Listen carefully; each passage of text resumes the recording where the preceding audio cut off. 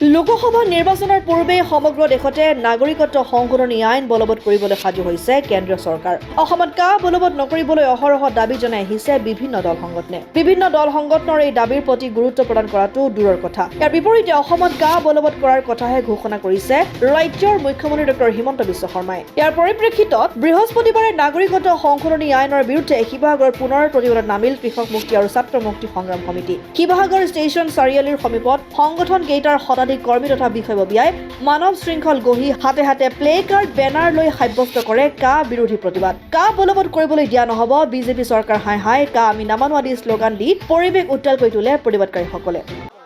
সঁচাকৈ এটা দুৰ্ভাগ্যজনক, সুপ্ৰিম কোৰ্টত বিচাৰাধীন হৈ থকাৰ পাছতো কা পোনপটীয়াকৈ আৰু হেঁচা প্ৰয়োগ কৰি বলপূৰ্বকভাৱে কা যেনেকৈ পুনৰবাৰ ইয়াত কা আইনখন বলবৎ কৰিব খোজা হৈছে, আমি একেমুখে ধিক্কাৰ দিছোঁ। আৰু কেতিয়াও অসমৰ ৰাইজে বিগত সময়ত যেনেধৰণে ইয়াত সমগ্ৰ অসম জুৰি প্ৰতিবাদ হৈছিলে, আকৌ পুনৰ যদি জোৰ জবৰদস্তি কা যদি প্ৰয়োগ কৰিবলৈ যায়, ইয়াতকৈ কিন্তু ভয়াৱহ পৰিস্থিতি হ'ব।